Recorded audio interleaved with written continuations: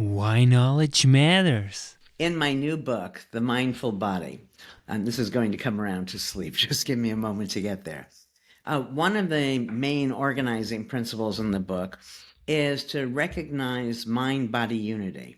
Now, many years ago, the medical model saw psychology as irrelevant. So the mind was irrelevant to the functioning of the body.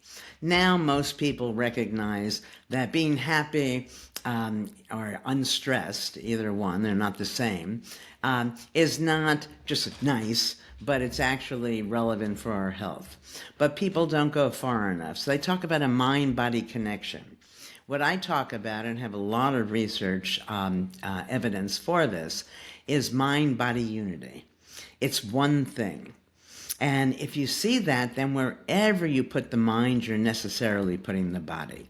So speaking of sleep, we did this study where we had people in a sleep lab, and they wake up and they see the clock, and we've fixed the clock. So they think they got 2 hours more sleep than they got, 2 hours fewer, or the amount of sleep that they did get. And in fact, biological and cognitive functions follow perceived sleep rather than actual sleep.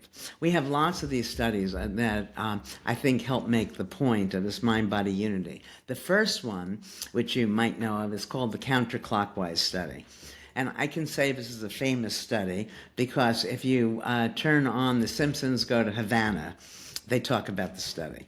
But essentially, this is the first one in the series of studies. What we did was took elderly men and have them live in a retreat that we retrofitted to 20 years earlier. They spoke about past events as if they were just unfolding. So as well as we could, we made now, then, the past, 20 years earlier. Living there for just a week or less had the effect of improving their hearing, their vision, their strength, their memory, and they look noticeably younger. So that was the first of these. People can read the book to see what some of them are very exciting, but let me give you the most recent. We inflicted a wound. Now, we don't want to hurt anybody, so it's not a major wound, but a wound nonetheless. And again, we use a clock, a rigged clock. So a third of the people are in front of a clock that's going twice as fast as real time. A third of them are in front of a clock that's going half as fast as real time. And for a third of them, it's real time. And what happens is that the wound heals based on how much time you think has passed, rather than how much time has actually passed. We have so many of these studies. One that people might enjoy is a chambermaid study. Chambermaids, interesting, they work all day long, but according to the Surgeon General, which they took as truth, that exercise is what you do after work, and they're too tired. So they're exercising all day long, but they don't see that they're exercising. So all we did was divide them into two groups, and we taught half of them that their work was exercise, just changing their mind about what they're doing. Okay, and they're doing this for a couple of weeks.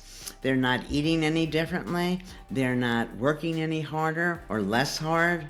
Nevertheless, by simply changing their mindset to now see their work as exercise, they lost weight. There was a change in waist to hip ratio, body mass index, and their blood pressure came down. Our minds are so much more powerful than we realize, and we've just begun, I think, to scratch the surface. That's why knowledge matters. Make your life a masterpiece.